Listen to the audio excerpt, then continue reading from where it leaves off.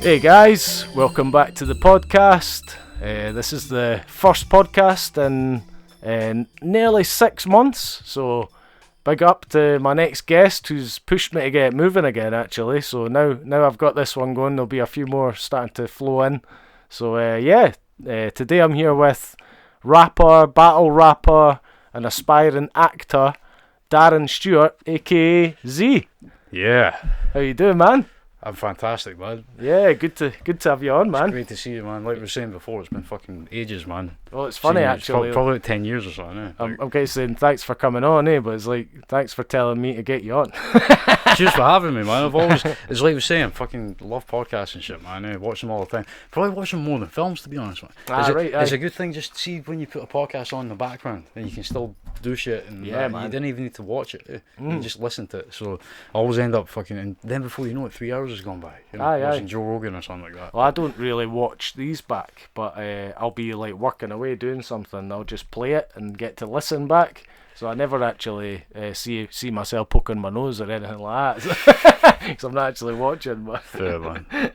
I've watched it when I've been editing it, I suppose. But you're still not actually watching it. You're paying attention to the levels and lines. Yeah, man. Yeah, there's no quick fancy cuts or camera movements or anything. Yeah. Totally, man. Yeah, nice. Well, you've just gave me one of these things I'm trying for the first time. What did you say they were called? Cigarillos, but it's basically like a loophole so that they can get away with selling 10 decks, isn't it? It looks like a blunt though, doesn't it? Yeah. Oh, nice. It's a wee bit menthol in that. If you click it, you get the menthol. But right. Oh, no click it. Nah, I'm not a menthol clicker. Nah, me neither. Big up. Well, nice one. Just doing a bit of promoting smoking and that. Blur it out. It's no good, guys. Don't start smoking, No. But still, just socially. Quite enjoyable sometimes. Socially. So, man, what you been up to? Fucking good to have you on. I used to be a lot more like structured and have like questions and stuff, and I found it's better to just chat. Yeah. Totally wing it, man. So I've not got a plan. Just see what you've been up to. I know you were saying. Well, obviously, all your battle rap stuff you've done for years. How many years you've been doing the battle rap stuff? So I had my first one in 2012. That was Kelvin Grove Park against Stevie T.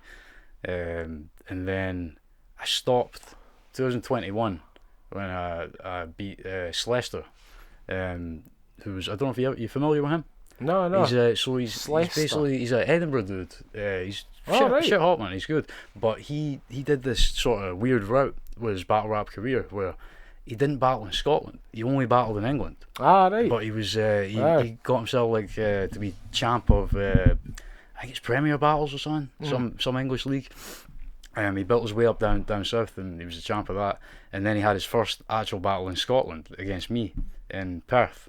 It was an Iron Bars event. That was 2021, and big up Mackenzie. It was good, man. It was good. Yeah, it was good on both sides, man. But I beat him, and I was kind of at that point, to be honest, I was getting a bit tired of it all. And then I thought that's a good note to end on. Beating a champ. You know what I mean? But to be honest, you get tired with repetition in anything in life. Yeah, a wee bit, but also it's like, because you'll enjoy it and still love doing it, but like just the repetition of the next tedious, battle, preparing for it. It's tedious. See, like writing takes a long time. Memorizing takes a long time. I only ever did one don't flop battle, and the work it took to prepare for it. Chad the lad put me off doing it again. Like Chad. I fucking like that battle, man. Yeah, I loved it. I thought I did really. I mean, a lot of the times you even look at your own work and things, and you go, "Oh man, I was." But I remember looking back at it and going, "Man, it was my first battle. I killed that for my first battle." But the reflection on it after, was like, man, that was a lot of work to do such a good job of it, and I don't know if I can be doing that. And I think at the time I was still releasing music, so I was like, I can't be taking all my time off my music to do that. Man. I because I did it for that long, it was like I wasn't getting a lot of time to put music out and that. You know what I mean? It was like you kind of focus on one or the other, right? Well, like if you've got easy access to something, if you're like, if you're into it, then you can just do tons of it and get into lots of different platforms of it, or whatever they call it. What, not platforms, but battle leagues. Yeah. See, my goal for the beginning was not even for the beginning of when I was battling. It was a goal for fucking when I was in school, man. When I was like, battling people in school when 8 Mile came out and that, and it was everybody was using the fake American accents and all that shit. My goal was to battle in America. Like that was kind of the end game for me. And then in 2019, I got that call and managed to go to New York and battle. And I battle against the. I think I know about that. Yeah, to this day I still don't know the proper pronunciation of the guy's name. Toko Boy or Tashoko Boy. Oh, right. It's spelled as Tashoko Boy. It was he's from Botswana.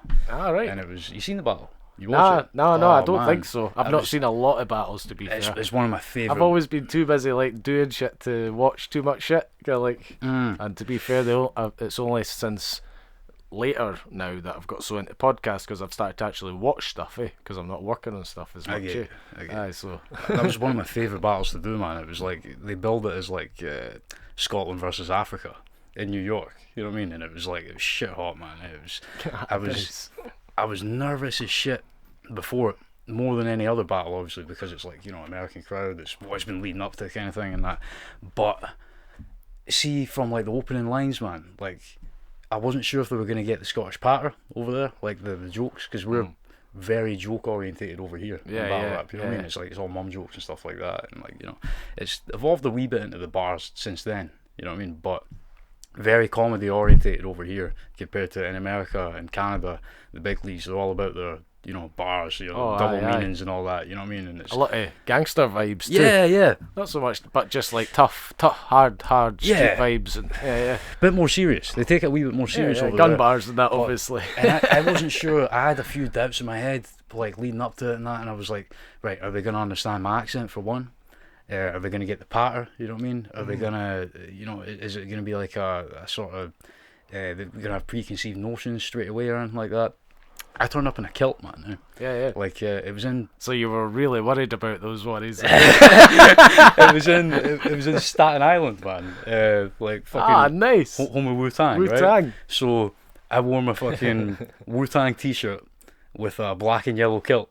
Right? Like for the blue colours and that, I was like, this will be fun, you know what I mean, right?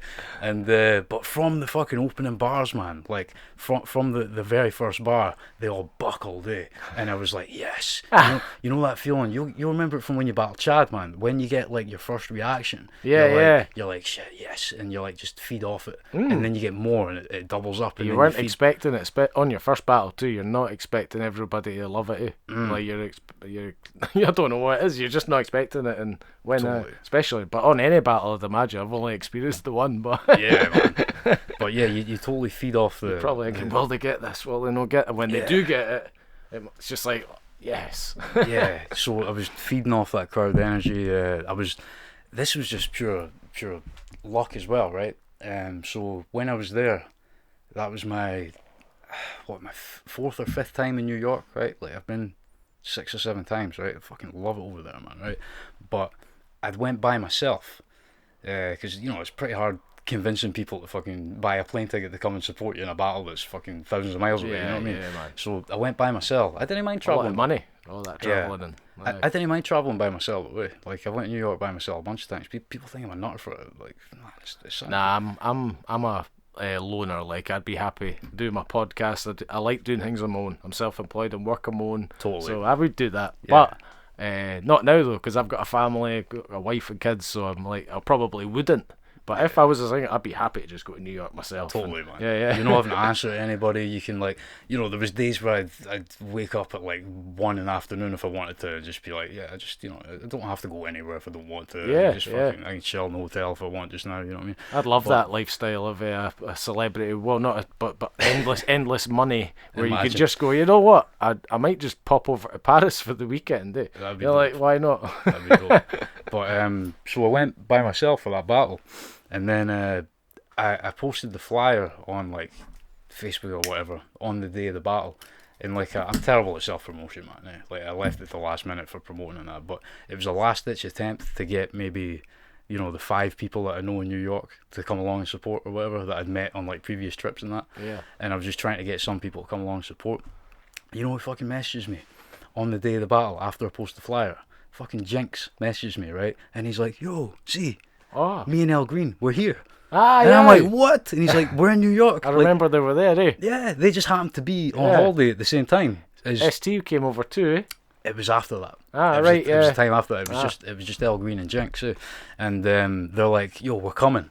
Like, and I'm like, yes, I've got Scottish support. That's amazing. Oh, mate, it was brilliant. And if you want anybody in the crowd to make some noise for you, Jinx is the fucking boy, man. Yeah, man. Jinx will be loud as fuck. Jinx isn't going to be shy no matter where he goes, man. So that was amazing, eh? So he's like fucking, he's in the crowd, he's shouting like, fucking get him, Braveheart, and shit, you know what I mean? I'm like, yes. Nice. Yeah, man, that was fantastic, eh? Very similarly, I went down to London with my missus and my cousin, and it was actually because she was over from America and she wanted to go to London. I don't know how it all happened. We never had kids. It was like good 10, 15 years ago. And we had just, we all jumped in the train to London, I think. And I can't exactly remember exactly. We went to London anyway. Did I drive down for some reason? I don't know. But, and there was a Don't Flop event on that weekend we were going to London. I was like, we need to go to this, eh? And my American cousin was totally up for it to see some like British UK folk rapping and that. And when I got, but the funny thing is, all coming to it, when I got there, Ralph DJ Fusion was there, and ST was there, and I'm sure the Show Improve, who I know, was ST battling. No. He'd went down for it. They just decided to go down for it. Him and Ralph. I'm sure. I can't remember who else was there from Edinburgh. I'm sure there was a couple more folk. So when I get down there, I'm like just wandering in here, and my missus and my cousin, 2 females on my own, just like not being sexist or anything, guys. And I'm just like, but like, and then there's ST in that. So I had that same thing of like, nice. What are you doing here? Yeah. What the fuck are you doing? It's like a happy little fucking circumstance. Yeah, man. That was nice, man. Well, yeah, no, that was cool as fuck, man. When they showed up, that was great to just have that, and that gave me that extra boost as well. Like having them in the crowd there. So it was a good event. You enjoyed it. Man, did you win it? Quality. It was unjudged. Right. The general consensus was that I smoked him. Yeah. But it was good. But he was good as well, man. He was just styles make fights, styles make battles as well. And it was very, obviously I was really comedy orientated, and he wasn't funny at all, but he wasn't trying to be funny either. He was really bars, you know what I mean? And he was going into like, Scottish history and stuff, as anybody that's battling somebody for Scotland when they're not from Scotland does. He was just pulling up all the it's like anything though, isn't it? Pick on anything that you can see. He said something. He had something that made me laugh. He's like, your country's known for whiskey and racism or something. I was like, whiskey and Jesus racism. Christ, man, man. Yeah, visit Scotland. You just got some guy hanging outside the pub, steaming, shouting racist stuff. Visit Scotland. It was dope. That doesn't happen, by the way. No, fuck, man. But it was dope. I get, comments from most people that Scotland's like much friendlier to visitors than that now. So, I would say the reflection on Scotland, standing up for Scotland, is that it's a lot easier than going to some other places. I'll not name other places that people say are racist. Depends where you go as well, though. It's like, Edinburgh's pretty tourist friendly because it's a capital, you know what I mean? You go to some very multicultural, eh? Yeah, totally. But if a tourist goes to some wee village in the fucking Highlands or something, you're an outsider. You know what I mean? Man, if you go to this wee village with an Edinburgh accent, you're an outsider. Totally. But man, that battle was great, man. And then after it, I remember afterwards I went to the toilets and I got changed out of the kilt, put my fucking jeans on, and I gave the fucking kilt to Toko Boy, like the guy that I battled. I was like, he's like a wee fucking souvenir, man. You know what I mean? And he was so grateful. I don't know, it was like African culture or something. He was so fucking grateful, man. He was like pure, one of the soundest guys I've ever battled, man. He was really cool dude. And then I hope he's rocking about Africa. maybe. Yeah. And then the cameraman, or hung up on his wall or something. The cameraman who was filming the event, he caught it, like, he didn't have the camera on, but it was like in between battles, and he was like, yo, he's like, you need to do that again, let me, hand it over again on the camera, and I'm like, man, nah, I'm not doing that, you know what I mean? It's like a warrior that's just slayed somebody handing over his sword to his opponent or something. I'm like, okay, they really love the Braveheart shit in America, man. Did you do it? What, did you re-record it? No. It's not my style, man. I'm quite glad. I'd have been glad either way. Like, oh, cool, you did it, but also, you stood to your whack. So you're actually like the real warrior going, no, you've missed the moment. You missed the moment. Aye. Yeah, that moment of the warrior, was you missed it. they love Scotland over in America, though.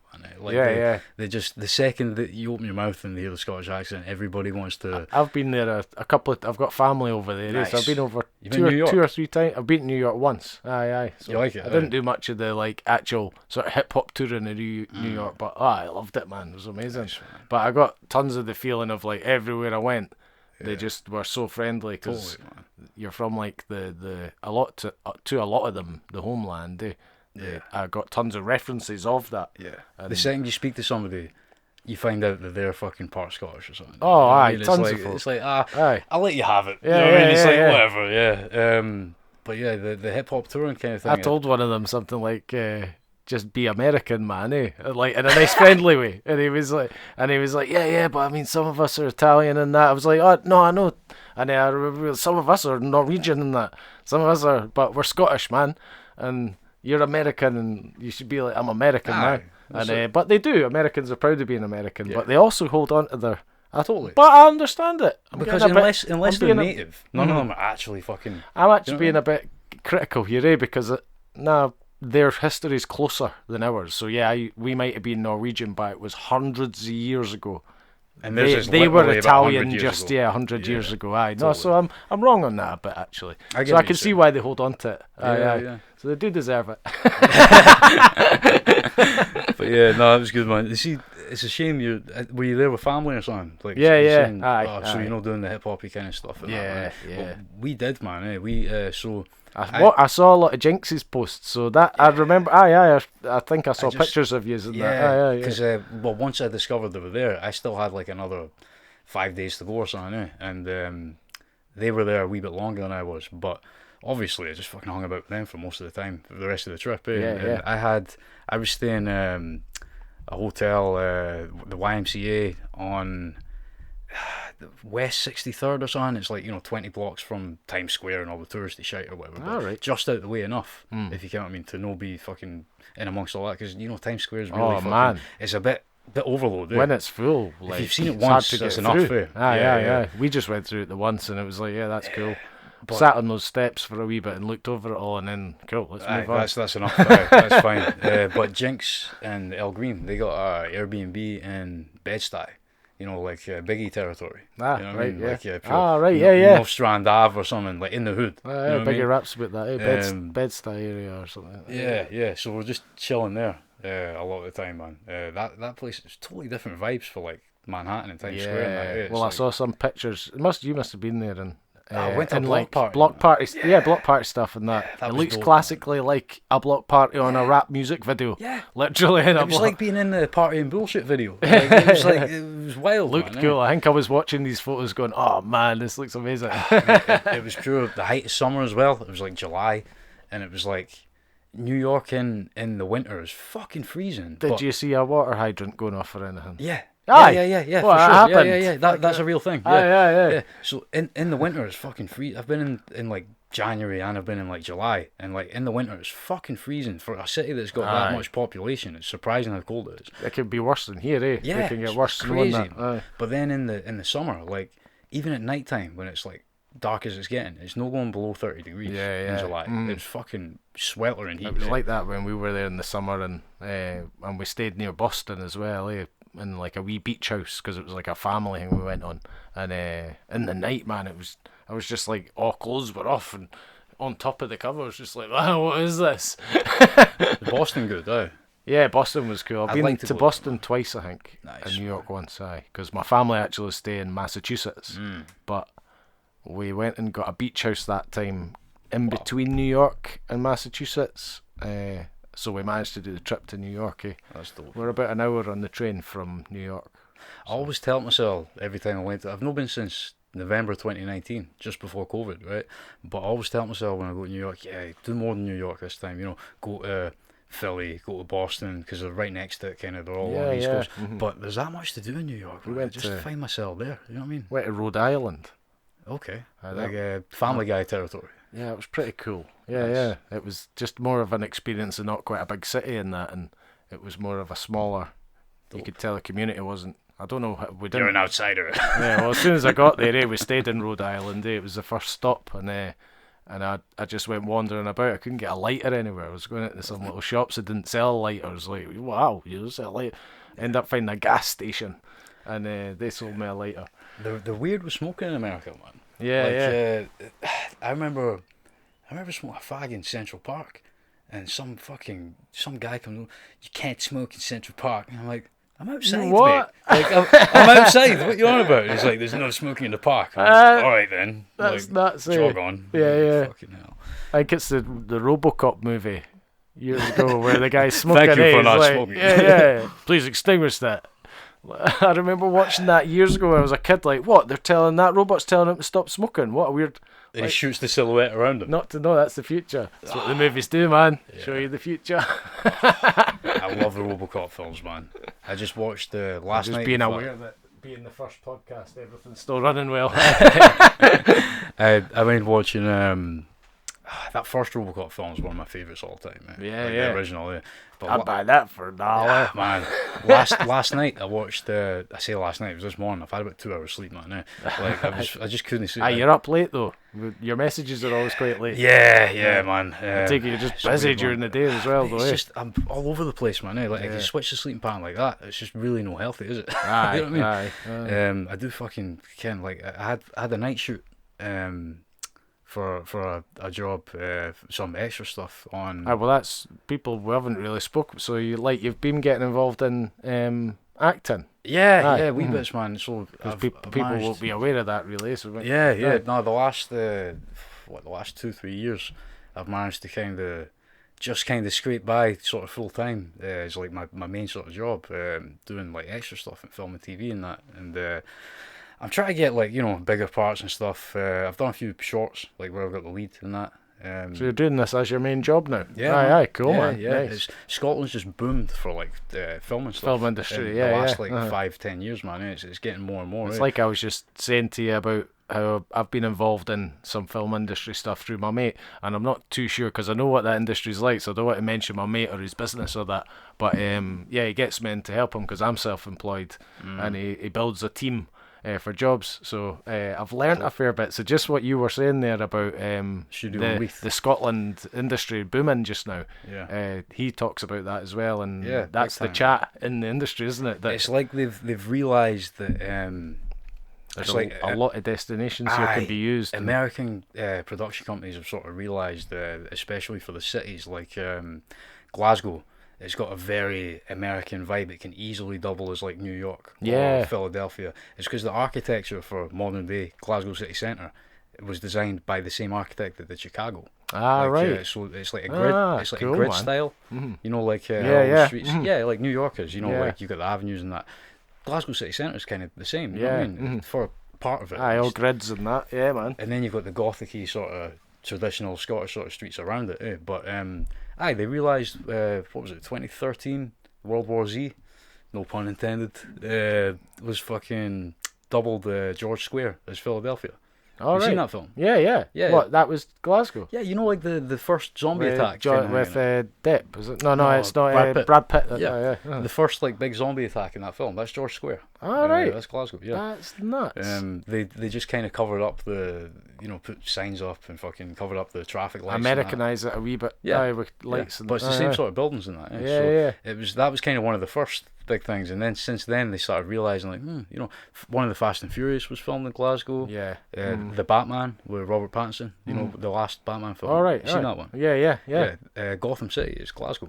That's mental. Yeah, that's wild, man. The Flash film, you seen that one? Aye. Just recently, the new one. Aye. Gotham is Glasgow again. And that's nuts. Yeah, man. Did you not know that? No. Oh, mate, they were filming, like, I mind seeing, people were sending me videos and that. They had, like, Ben Affleck's Batman stunt double, like on the fucking motorbike, zooming down George Square and shit, like in a car chase and that. That's It was wild. mental. I never knew about all that. Oh man, I went down like a few days after it to try and catch a bit. Like I'm a huge Batman fan. Yeah. But it was all done. Well, by I like the time Batman got and Flash. I was saying to you, I'm on the other side, Marvel fan. But you called yourself the Riddler, man. I know, I know. It's crazy, yeah. I know. But I'm not against DC. I just think I've went to Marvel more. But Batman movies and all the obvious ones, and I'm loving all the Flash. And to be fair, actually, I'm sitting saying I'm not, but actually, I quite like the Aquaman movies, and I like them all, really. I just love the Flash just to see Michael Keaton back as Batman. Aye. Michael Keaton's the best Batman. Actually, though, like I put Superman ahead of Batman. I like Superman more. I just like the character Superman is. I don't know why. Fair, more traditional. I like Iron Man, but I prefer like the character of Thor over Iron Man. And Iron Man's similar to Batman. Ken, he's a billionaire. Fucking rich gadgets. Guy, normal human. That's so. dope, man. But I do like Iron Man. I do like Batman. But I'm always more. I think I'm more amazed with these guys with crazy powers. Yeah, fair. But the night shoot that I was doing, I can't. It depends, man. It depends who sees this. But I'll not say the title of it for fucking NDAs and all that stuff. You gotta be careful. But it was wild, man. Like the set that they built was unbelievable. They built an entire street just to fuck it up. Like you can maybe guess what it's about, right? It's like a historical sort of. It's about a historical event that happened in Scotland in the late 80s. Oh. And it involves like a plane. I know exactly what you're saying. Yeah. I've worked on it as well. Wow. Aye. So nice. Just there's two of them going on just now. A month or so ago. So there's two, both about the same thing. Oh, right. There's a Netflix one and an Amazon one. Yeah. And they're both going to end up coming out at the same time, which is weird. So I think it was the Netflix one. Nice. I was on. Nice. I was on the Amazon one. Oh, there you go. But the set was unbelievable, man. You had all these buildings on fire, like decimated, roofs missing, half the house is gone. Plane damage like all over the place. There was like 80s cars that had been pancaked and everything. There was like dummies of dead bodies that looked unbelievably real. Like the face, it was eerie, man. The faces on them looked real, and they're just like on top of the flattened cars, and you got like bits of plane engine on fire and stuff. And so that was a night shoot. Did that last Friday, and went into the night. It was fucking pissing rain. Ended up freezing, man. That's the thing with some of the extra work, man. Some of the weather conditions around it's wild, especially Outlander, man. Outlander, I was like, I did like 6 months on that in 2021, I think, on season 7. And you're just like, knee deep in mud, fucking freezing, wearing a stupid costume that's like got no warmth to it at all. You know what I mean? But you shoot guns and shit, man. That's cool, man. Into all that, man. Ken, who I bumped into on we believe this, man. I bumped into. Was this just recently? Yeah, on Friday. Because he messaged me. He said, yeah. Bumped into fucking. I call him Reaper, right? Because I remember for his battle rap was Reaper, right? D-Mike, fucking Dwayne Herrick, legend, man. I hadn't seen him in about 2 years. Well, I put a post on Facebook. It's alright, because this will be out, so I'm not telling anyone. Because right now you don't even know still. But I put a post on Facebook saying, it's got a new, got a first guest back for the podcast, and I put a wee hint. This guest has done a lot in the Scottish hip hop scene and has more new ventures to talk about. And Dwayne went, I know who it is. Other folk were trying to guess it, and Dwayne went, I know who it is. And I'm like, we're talking about you. And I couldn't link you and Dwayne, so I was going, how does Dwayne don't know who it is? And then I went, okay, we'll play the game backwards. Give me a hint. And he went, Dundee. And I just went, okay. Nice. But he said he'd seen you on a film set. Yeah, man, he's a legend. It was, I hadn't seen him, I seen him just before Outlander in 2021, and that was the first time I'd seen him in like 5 years. He's a dead nice guy. He's such a nice guy, man. Do you know his brother Gareth? What's his second name? Herrick as well. No, I think he changed his name to Montague, but Gareth, I forgot what his last name used to be. Yeah, Gareth though, Dwayne's brother, Kiwi guy, yeah, and he's man. Both brothers are like the nicest folk. Like, I got to know them quite well 10 years ago. Cool.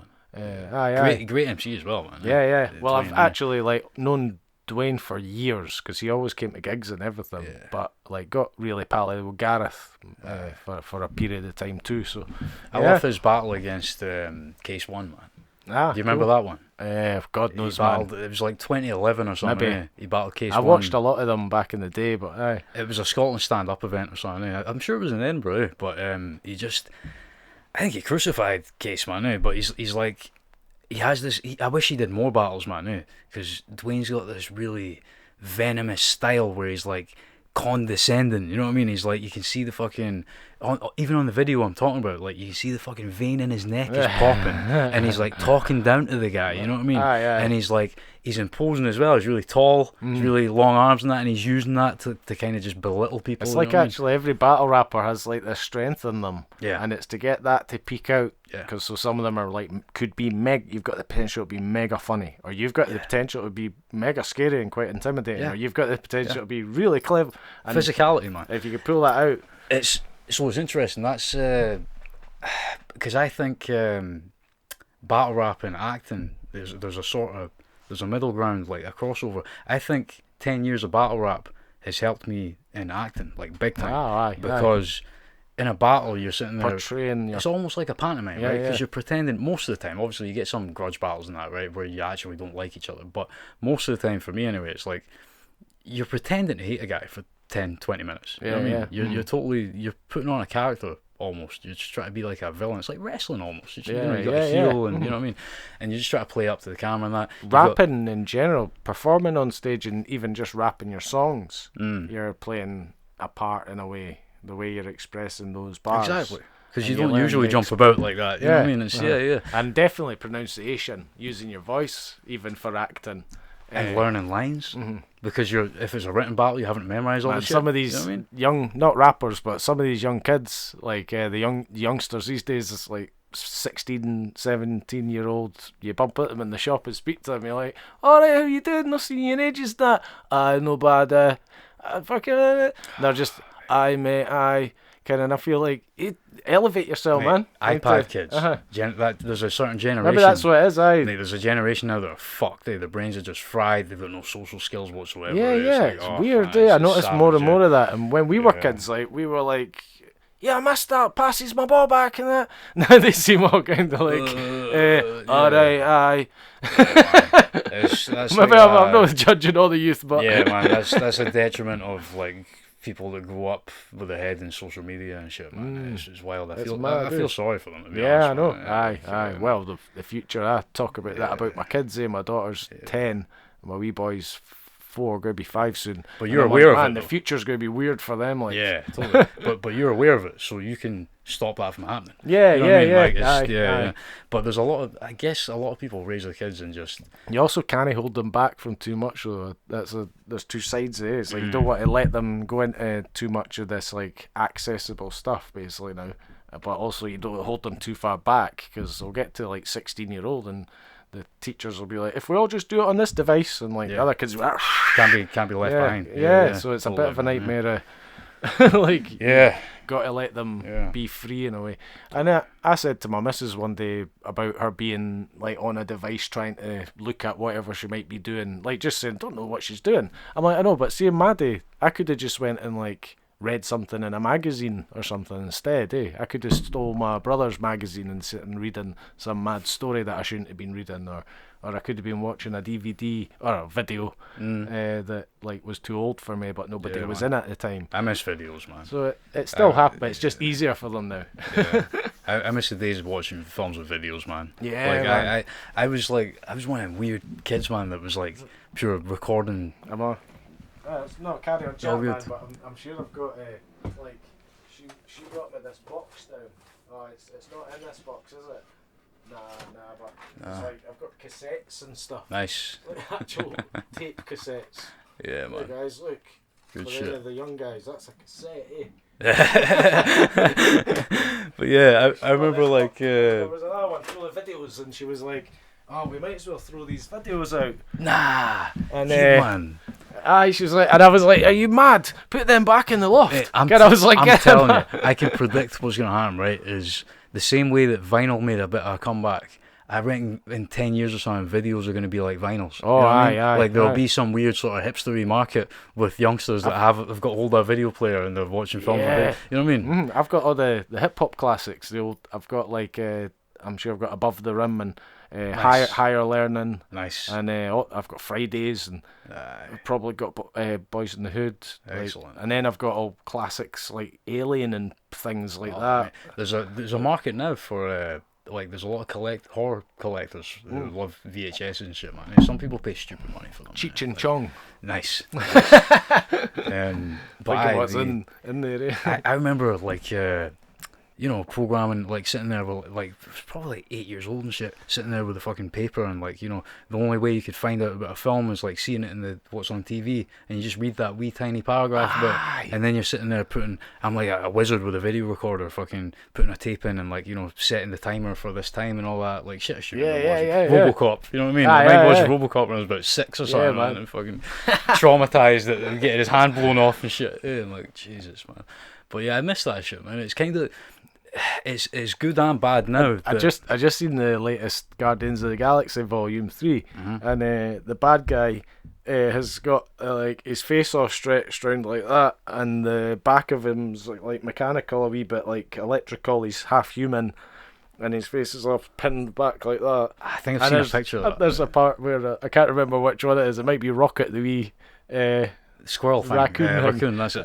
It might be Rocket, it says, I'm not sure, but he's he does something, hits him or shoots him or something, he's like, take that, you RoboCop looking. I know, that's amazing. Guardians of the Galaxy referring to RoboCop. Nice. Take that, you it must have been Star-Lord, because he knows all about Earth. Must be him Russell. saying, no, Star-Lord, that's that's Quill, the other guy. Yeah. Who's Kurt Russell? I've never watched it. Chris Hemsworth. Yeah. No.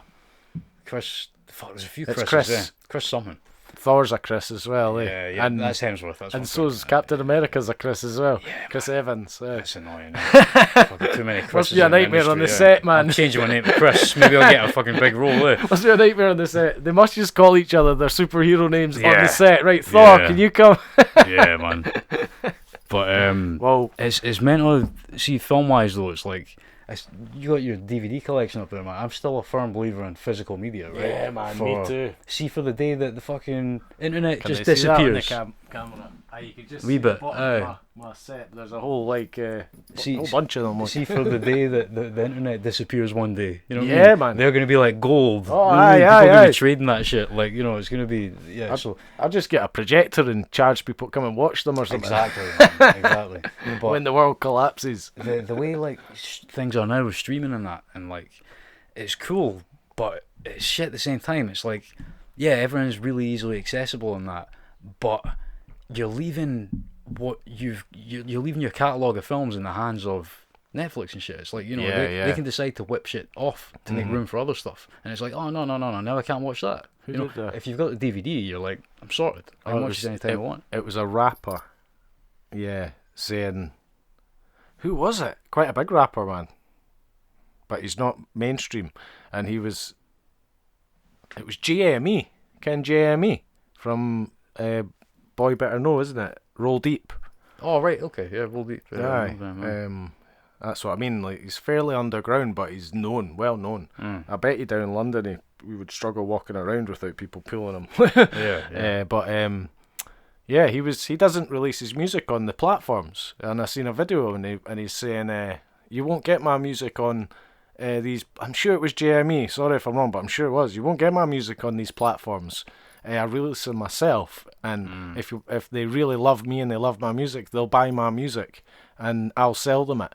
But I'm not going on these platforms to get 0.05 pence per. Spotify pays absolute garbage. That video was, and he's just I won't do it. I make music. I'll keep doing it, releasing videos, blah blah. But you want my music, you have to buy it from me. It makes sense, and he goes, all these platforms that take your little subscription, you got access to all my music and all everybody's music, and he's like, it's not working like that. I'm not doing it like that. And I'm like, there's something to that. Yeah. If everybody actually did that, these platforms would be like, whoa, they're all just selling it on their own. You can make your own website link. Yeah, like it used to be. Yeah, get your own website link, manufacture them yourself. You would make enough if you're an artist. Big, you're gonna make enough money so you could employ 2 people to do all that for you. Totally. So you've got your own wee label just selling on your website. See, I still buy. I still buy if there's a film I really enjoy and it's I've seen it before and it's a classic and I want the physical copy. I'll get the Blu-ray. Yeah. Like I love having the physical copy. It's same with music as well, man. I'm a big fucking vinyl guy, man. I've got hundreds of vinyls. Cool. And I love having a vinyl. Is like vinyl's something I've never collected. I've collected old ones for making beats. So back in the day, I used to have a big up DJ U-Turn. He gave me a record a deck for years, a proper DJ deck. And I could just sample off records, and I was in that mode in my life where I was like trying to be as hip hop and original as I could. So I was like sampling, actually got the crackle and everything. That's the way to go. I've done it a few times myself. Man. Just rip it straight in FL. Oh man! If you got the crackle and that, that's the thing. That's what I love about vinyls, man. Is like they've got a really distinct, without sounding all wanky and everything, all hipstery, but they've got a distinct sound to them that you didn't get on like digital. With a crackle on that. Especially for like hip hop shit, you know. Something weird, but as you say, for boom bap beats, it's got this real nice sound, background thing going on. Also, you've got like, because it's so big, and you've got like the sleeve in that. It's like having a piece of artwork as well. See if you've got something with a dope cover, it's like that big. It's like it could be fucking hung on a wall or something. And there's the ritual of taking the record out the sleeve, dropping the needle down on it, and that, and looking at the cover and that. It makes you kind of, because you've got to do that, and it's just to listen to it instead of like in earphones on Spotify on your phone or whatever, you listen to music while you're doing other shit. It's like you're appreciating the music a bit more because you're actually having to physically, you know what I mean, put it down. I don't think about these things enough, but like I remember thinking about this fairly recently, that thinking, how's music so bad? It's not, I'm like, there's lots of amazing music, but how is there so much bad music? And it's because like it's easier. And when it was harder to be an artist, only the good stuff would get through.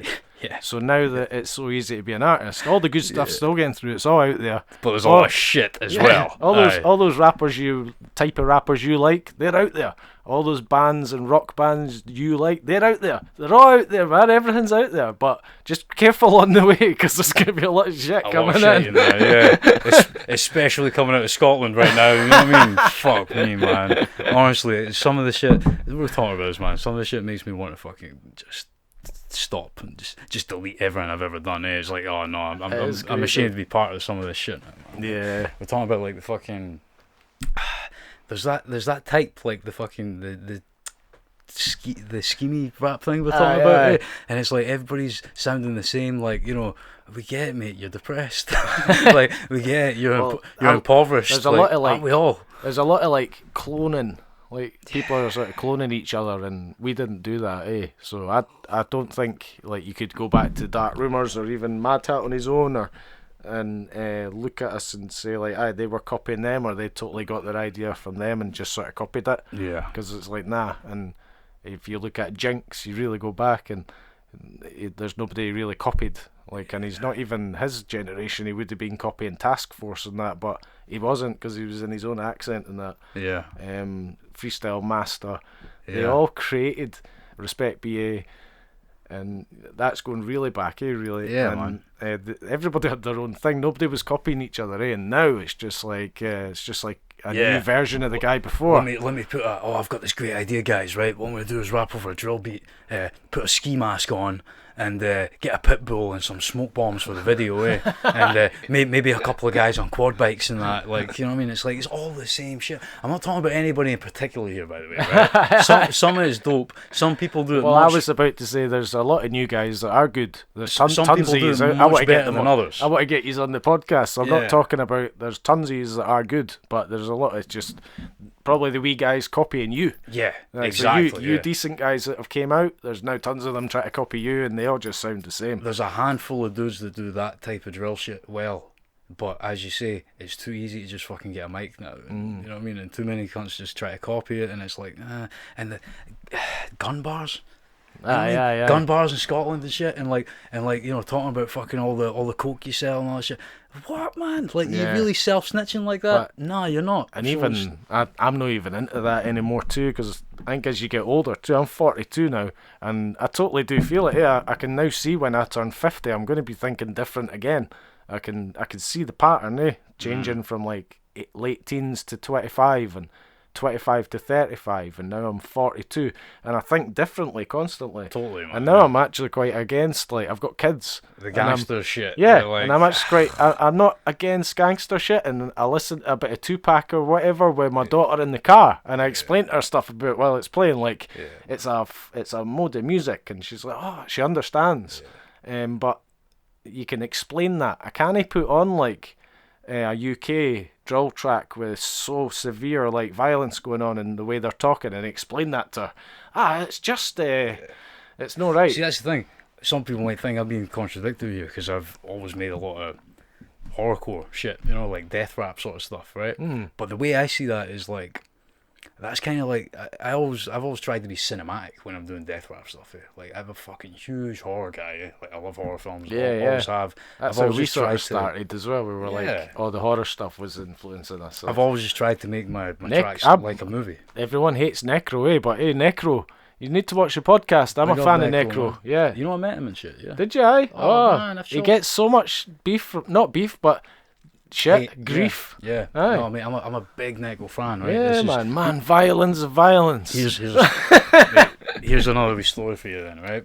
So, how are we doing for time? What? We're alright. We're 45 minutes in. Good stuff. In 2018, went to New York by myself again, and it's wild, man. I've been listening to, like, I've been a fucking huge Necro fan since I was about 15, 16 or something, right? So I've always listened to him, and I was fucking listening to him on the way to New York this time on the plane. I remember I listened to, like, the full Gory Days or something, right? Yeah, just playing Gory Days album. Trying to sleep and shit, just listening the whole way, right? Anyway, I went to watch boxing at King's Theatre in Brooklyn, right? And it was an event Evander Holyfield put on. It was like, obviously he wasn't fighting, but it was like his card, like he was promoting it or whatever, right? And we're watching the boxing, and about 4 rows in front of me or something, it was like, it's not a huge place, King's Theatre. It's like a mid-level sort of. It's not like a giant stadium or anything. It's just a wee theatre. And about 4 rows in front of me or something, I see this guy, and he's like, every time his head turns, I'm like catching his profile in front of me. I'm like, that guy looks a wee bit like Necro, eh? And I'm like, huh. And I never thought much of it. And then, like, I kept seeing him, and I'm like, maybe it is Necro. I'm like, I'm in Brooklyn. I'm not in fucking Dundee. You know what I mean? Like, you're fully like, chat about it. It's like, it looks like Necro. And then I'm like, nah. And then I see fucking Mr. Hyde. You know Mr. Hyde? I see him walking. He was the bearded one, was he not? Yeah, he's like Necro Mr. Hyde. Oh, no, that was El Bill, eh? El Bill had the beard in that. Yeah, Hyde's got a beard, man. He's fucking, right. You know, they've made fucking tunes forever. The Circle of Tyrants or whatever. The tape. Yeah. Circle Tyrants. Yeah, that's right. Yeah. I was into them all, so I remember all the names. But really, it was Necro. Necro brought me in. Yeah, Gore-Tex, El Bill, and Mr. Hyde. Right? That was Circle Tyrants. Yeah. Anyway, I see fucking Mr. Hyde walking about, and he's got his, like, Hyde hat on with the logo, the Uzis on it and that. And I'm like, fuck, that's definitely Necro. There's fucking Mr. Hyde. You know what I mean? And I'm like, I'm gonna have to. Mr. Hyde was like probably the next best one. I like, obviously, so sound, man. Like lyrically, a Necro pulled men, and I think it was El Bill next because they were so close. They're cousins or something. Brothers, yeah. And then brothers. Yeah, brothers, man. Yeah. And then I think Mr. Hyde was the next one where I went, man, Mr. Hyde. Hyde is the boy, man. Like, I've got a lot of time for Hyde. Like, you checked out that guy, Chopper Reed? No, not Chopper Reed. Terror Reed. Terror Reed, yeah, he's great, man. Uppercuts. I think so. I had a wee period where I just started listening to him a lot. I've not checked him in a while. Man. He sounds like Cypress Hill sort of style. Yeah, he's great, man. Cool voice. He's like House of Pain almost. Yeah. Dope. But so anyway, fucking, I see Necro like turning his head and shit. I see Mr. Hyde, and I'm like, I'm gonna have to be that guy. Yeah, like so.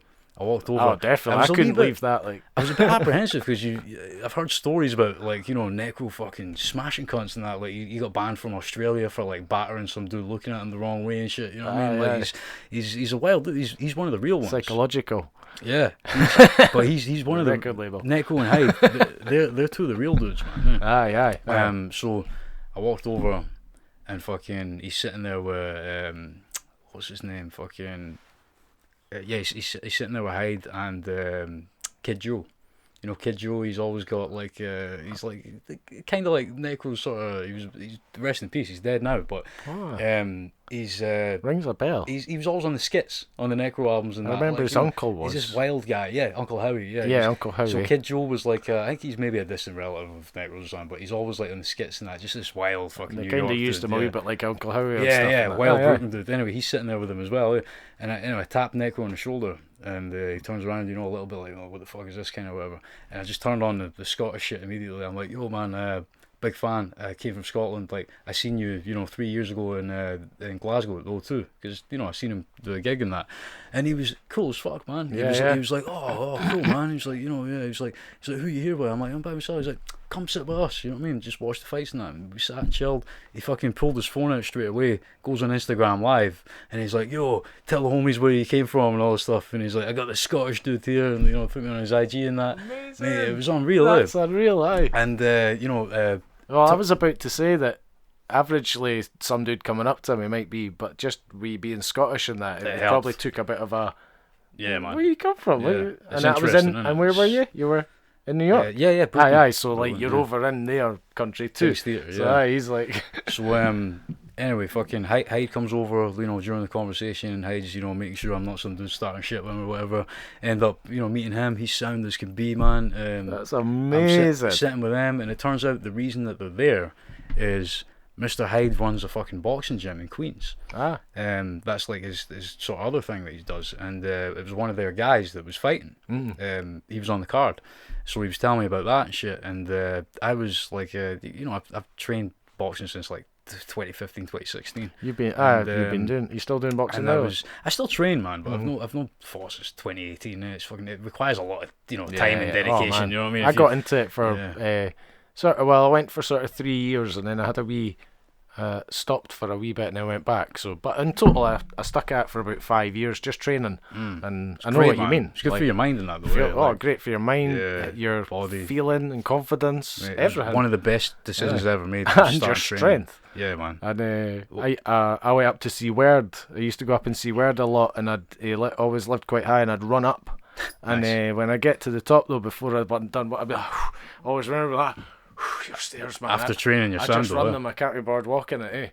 Aye. And then I done a couple of years of training and that. After went up to visit him one time, ran up, got to the door. Right, man.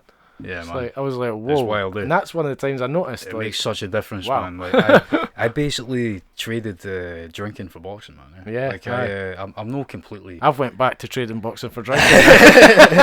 I'm doing well, by the way. I'm not totally like teetotal, but I drink maybe twice a year, a wedding or something. I just I didn't enjoy drinking, man.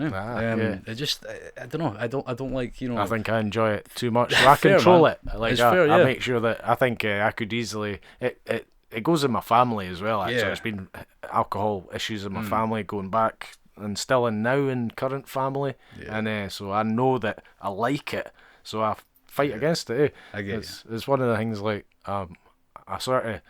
Quite proud of myself of that, like, man, I could just drink all the time, but I'm like, I just go like, that's a bad idea, man. Yeah, totally, man. Moderation, yeah. I would never hold it against anybody that enjoys it, man. But my brother likes a beer too, and he's the same. He knows he could easily go off too. We're both very alike brothers, and we're like, we know we could just go off. As long as you got a handle on it, so it's all good. That's why I'm meeting later on today. We're going to go for a few pints. It's a wee treat. Nice, man. Nice.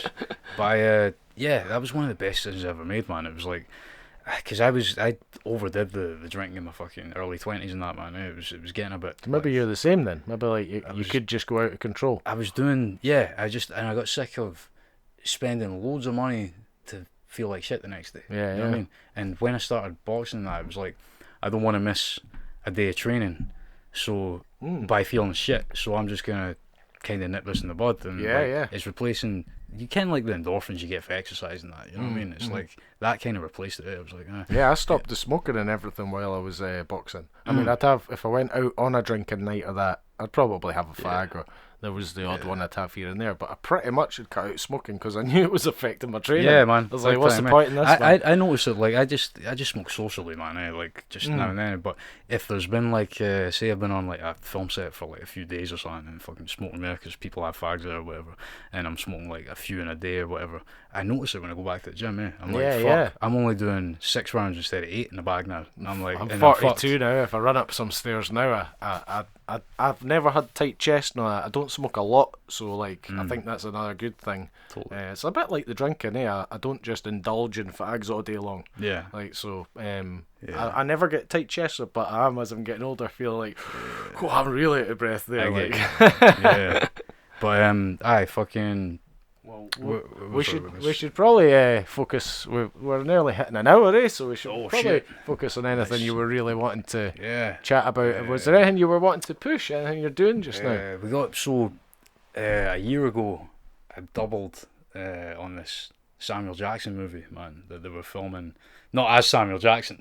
I'm not. Really? Didn't look right for that. Done a good job of that. But it was so. Especially the accent. So, motherfucker. So he's so they were doing this film called Damaged here in like Edinburgh, Livingston last year. It's like a crime sort of thriller. It's kind of like Seven. You seen Seven? Yeah. And Zodiac. It's like a fucking serial killer sort of cop drama thing. Yeah. Nice. It's pretty dope, man. But I got a double job as John Hannah's double in that, man. You know who he is. I know the name. He's a famous Scottish actor. He's older, but he's, he was in the Mummy. He was the annoying like brother-in-law in that. That must be because he's Scottish. Yeah, you'll see me look him up. I look nothing fucking like him, right? But it turns out basically he's like a serial killer in this movie, and he's wearing like a fucking creepy balaclava and like a creepy poncho kind of thing in that while he's like doing the murders and that, and he's getting on a bit, he's in like his 60s, but I was the right height basically for him, and I got a shout just through like the agency I'm with, and I would fit in his costume, his boots and that basically, and they just wanted somebody to come and basically be him for like, sort of stalking the victims, like, and I was going through like the alleyways and like Old Town and that, like, the pure like. So no close-ups, just like. From behind, from the side, faces covered and shit like that. Dark. You know what I mean? It was so fun. Like it was amazing. That's quite a big part then for you. Yeah, man, it was great. I felt like for doing doubles or extras, that's like the top of being a double extra. You're getting to be the double for one of the. Was he the main part then? No, it wasn't main. He's probably like third billing or something. Yeah, still a big deal. Man, I got big step for you. I got my own trailer. I got my own fucking assistant. I got my own driver. Like, it was proper like Hollywood treatment, right? And to go for that, to do. I end up on a job with you one time. You let me in your trailer. Mate, honestly, but see for going for like kind of getting treated like cattle, doing extra work, to going to that, then going back to getting treated like cattle in the next job. I was like, shit. Where's my trailer? Man, where's the trailer this time? But man, it was a great experience. It was so fucking dope. It felt like I was playing Michael Myers or something. They're like, right, just just come out from the smoke in this alleyway, like the pure Jekyll and Hyde steps and shit in the Old Town. Just come out for there and then like run up these stairs at her and shit like that. I'm like, man, this is dope. It's so fun. And even though you're not doing facial acting, there's a lot of body work in running the right way, looking a bit aggressive or scared running. People have told me that I fucking stand like I'm a fucking creepy killer and shit anyway, you know what I mean? So I'm like, that was perfect. It was perfect casting. That's actually quite funny. Yeah, man. They needed a double for a creepy killer. Yeah, man. I had this bag of, this is prop department guy was cool as fuck with this, man. I had this bag full of murder weapons, right? And it was actually a bag of murder weapons. Like, it was actually filled with fucking. So I was like, man, the guy passed it to me. I'm like, this is kind of heavy, man. He's like, yeah, it's actually got hacksaws and shit in it. He's like, I'm very methodical in my props, you know what I mean? I'm like, yeah, that's pretty dope, it's man. Very, like, authentic, the bag falls open suddenly, like, the camera it's all in there. It's funny, man, but they're trying to, like the prop guy, I'm speaking to him, in between, he's sound as fuck. He was a big Necro fan as well, it turned out, because there's a lot of hurry up and wait on film sets, you know what I mean? Like, in between takes and that, you're waiting for them to reset the cameras. It could take ages. We did standby quite a lot. Do you know what? It's different terms for you guys, because you're basically doing acting, and I worked in like props basically, right? Setting up stuff, backdrops, and it's called standby. That's what we all call it. So it's different. You're in a different world, and it's when you're just required there while filming's going on, in case anything goes wrong. So there'll be a person on standby from like the riggers, the lights, the props, and there'll be standby guys, and you can see it, and they're all standing. And I was there a couple of times, and the director needed someone from our park to come and fix something. And they just shouted. I'm trying not to say too much about who it is I work for, so I don't think I should. They're fucking tight about shit like that, man. Like, I don't know what you should say or not, so I'd rather just not. I'm only talking about Damage now because it's just been released in America last week. It's getting a separate UK release, so I think it's coming out in cinemas sometime this year. Oh, nice. Cool. That'll be dope. And what's it called then? Damaged. Yeah. Cool. And here's a funny one for you, man. Keep a look out for that, and man. Darren will be stalking folk. He's the double as the stalker. Yeah, man. You could watch that and say, "Oh, that's the guy that was on the podcast." Here's a funny one for you though from that, man. Right. So one day they drove us out. The base was like in Livingston, and some industrial estate. But one night they drove us out to this fancy house in the West Calders, and they're like. Basically the director, who sound as fuck by the way, like the best director I ever worked with on NN, right? He knew my name before I fucking approached him and that, like he took the time to, you know, actually speak to me and that, you know, which is rare when you're doing extra stuff, sometimes they don't want to know. But this guy was, his name's Terry McDonough, he directed a bunch of Breaking Bad, Better Call Saul, shit like that. Cool. He was really cool, man, but he calls me over and he's like, right, Darren, this scene, he's like, today, he was basically making sure I was okay with it, right?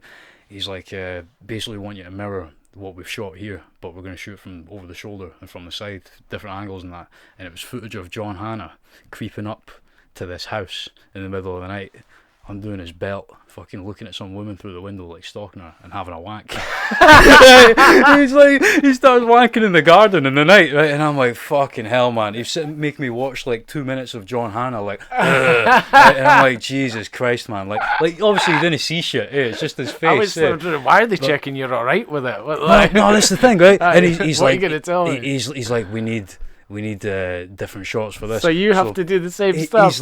He's like, take note of the fact he's right-handed. Take note of his head movement. You know what I mean? I'm like, fuck me, man. Right? That was a fucking weird one, man. That was it's rare I do a full blast laugh on the podcast, man. Oh, mate. Honestly, right? So they're like, they had take note that he's right-handed. Yeah, take note he's right-handed. Watch his head movement. Right? And they're like, yeah. So they film it, right? Fucking, we do one rehearsal, right? And he's like, the poor woman's through the glass. She's having to pretend she doesn't see me and shit. Like I'm stalking her, right? She's sitting in her living room watching the telly, and I'm standing there fucking mime wanking, right? And he's like, were you good at that as well? Oh my god, man. Yeah, that's what one of the guys said. One of the guys was trying to be funny as fuck. He's like, oh, you've been practicing your whole life for this one, mate. It's funny, man. Yeah. But he's like, we do one rehearsal, right? And he's like, yeah, need a bit more shoulder action, Darren, right? Fuck me, man. This is brutal. All right, so like they need to see that you're moving more. Yeah, because it was over the shoulder. Yeah. Two I'm takes. actually sitting doing that. Someone's gonna clip that, man. make a gif out of it. That's what I do. But anyway, the guy's like, fucking a rehearsal and 2 takes, right? And then I watched the film like last week when it came out. Fucking had to sail the 7 seas for it, right? But watched it, and right enough, it's in there. They said at the time that this might not even make it in because they're looking for a 15 rating, and this will make it an 18 basically. Aye. But it fucking made it in for like the whole. I probably had to do that scene for like 30 seconds of footage or something, right? But when you can see that it's me, like over the shoulder, maybe 2-3 seconds or something. But still, that was funny as That's fuck. Cool, man. That was too funny, man. I was like, fuck, that's a weird one. Nobody can say that. I know, eh? Well, that's the funny thing about the acting world. There is positions you have to go in where you might not be comfortable. And some actors, the bigger they get, I suppose some of them say, no, I'm not doing it. And I'm trying to get an actual, like... well, when you're coming up, you got to take... Yeah, man. Be as flexible as you can, and they're going to like it. Totally. It was good. That guy was great. great wank double. We're needing someone to do this. Well, he done a great wank on the last one. Creepy as well. You know? I'm trying to get in the actual the stunt side of things, man. Like I'd love to be doing something. Yeah, man. I'm like, I don't know what jinx in there. I'm waiting to hear back about some guys that are like priming like fight choreography and that for films. Cool. I think that would be great to get in, man. Yeah. It'd be a lot of fun, especially if you got training for like if you could real fight and screen fighting. You know, it's very it's interesting. It's different, man. I went to work with some guys for like a sort of tryout thing not long ago, and they picked up because a lot of them are like martial artists that have gone into this like Bruce Lee type shit, the screen stuff. There's a lot of guys that have came from martial arts that going Jean-Claude, to fight it. And all these movies, these people in them are actual martial artists, so they're not actors copying it. It was an eye-opener, man, though, because they're like, one of the guys who came from like a Muay Thai background, he was like, he stopped me for like a drill we were doing. He stopped me, he's like, I know exactly what you're doing. He's like, you've been in combat sports, right? I'm like, yeah.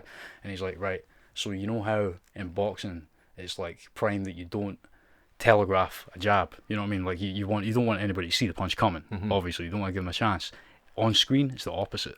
Because it's like a dance, you've got to telegraph. And I wasn't telegraphing because it's in muscle memory for me to just fling a jab out there, you know what I mean? But it's like you have to telegraph because you've got to give them the cue that it's coming so they can do the next move and shit. It was an eye-opener, man. It was really interesting. Really cool. Still make it look authentic, but using different techniques. And and you're sliding in the jab. Was that, whoa? The bottom cunts, Sorry, exactly, man. I was trying to be authentic. Yeah, another one as well. Another interesting one was... so like I was like, like a lot of guys, you came from like boxing, you exhale on the shot, like or like or whatever, right? So I'm like going like whatever, right? And the guy's like, he's like, I know why you're doing that. He's like, great for real fighting, but he's like, the fucking sound guys are gonna hate you on the set though if you do that. He's like, they'll have a lot of editing to do, so don't do that. It was an eye opener, man. It was cool. Music wise, it's like music stuff, man. Like even making music myself, when people do things. I used to just keep quiet about it and be like, it's a pain why they're doing that, but it's like awkward. And I was younger too, so I don't want to tell people what to do. And then I come to working on the tune, like, I should have told them to stop doing that, man. And I try to take this funny sound out. And as time goes on now, like if somebody was recording and they do something strange, I'll just like stop it. Like, man, you need to stop tapping your foot. You're tapping your foot. And it's like vibrating right up. The mic is picking your foot tappy.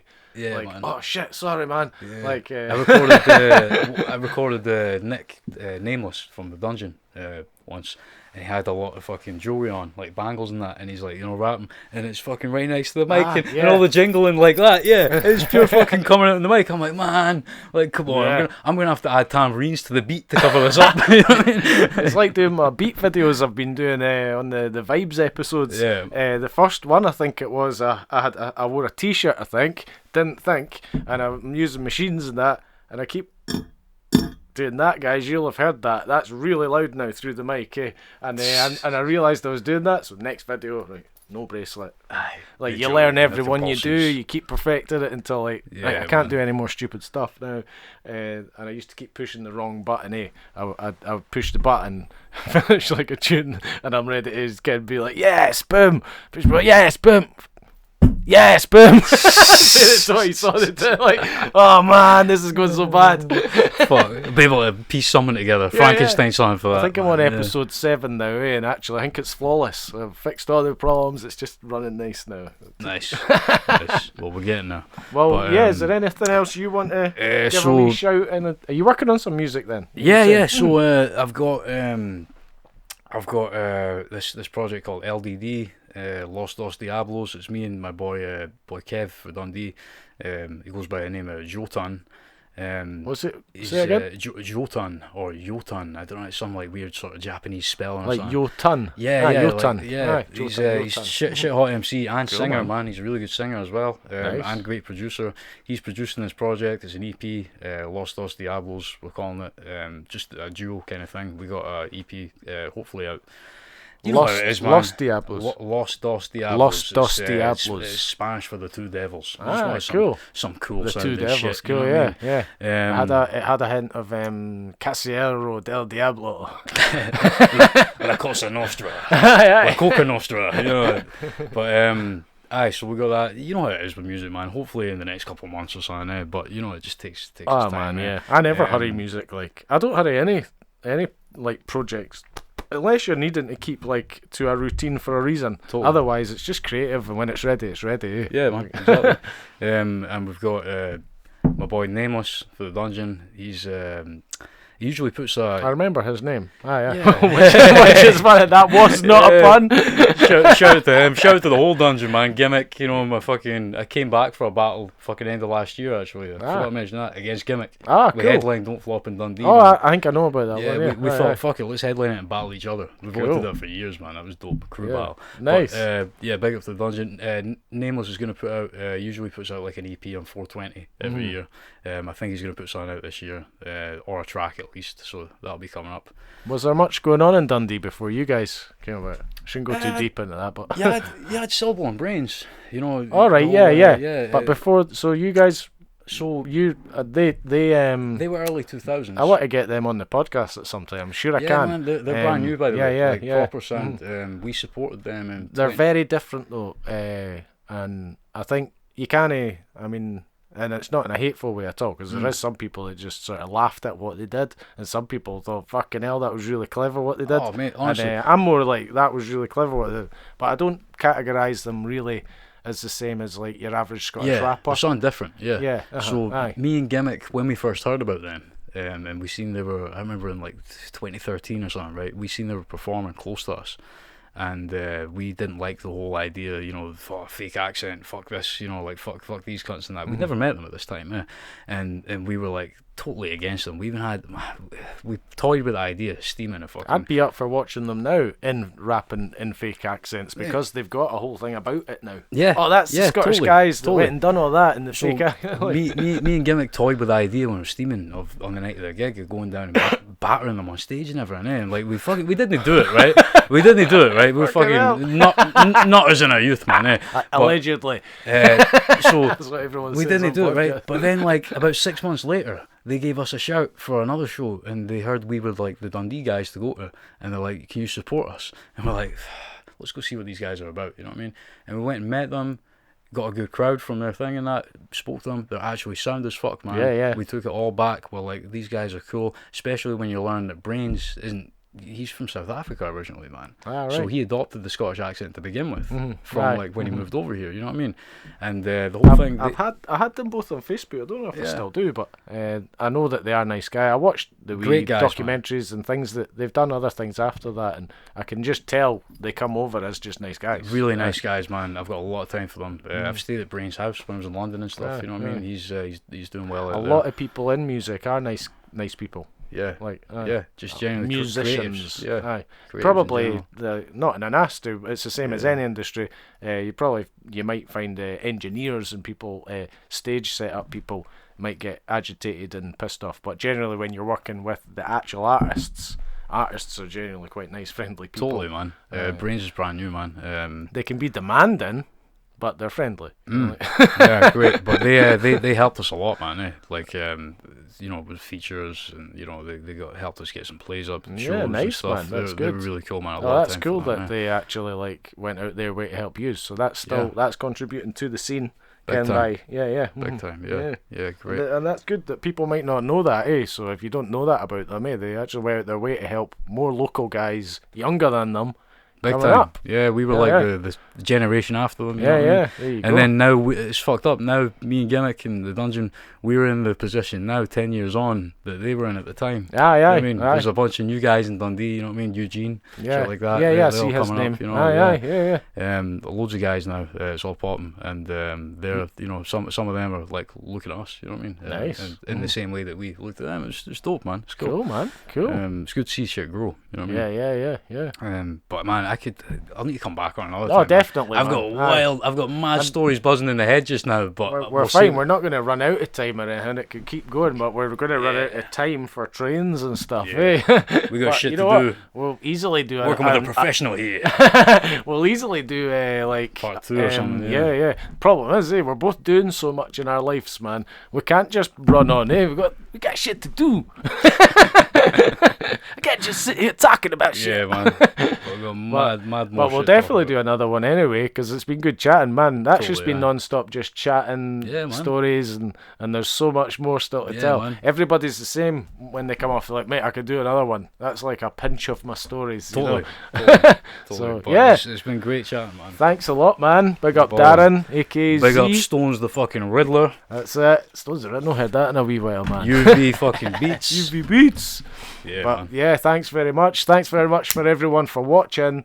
We should have another podcast coming up after this one, or hopefully every week or two. Every week or every 2 weeks I should have another podcast starting to go.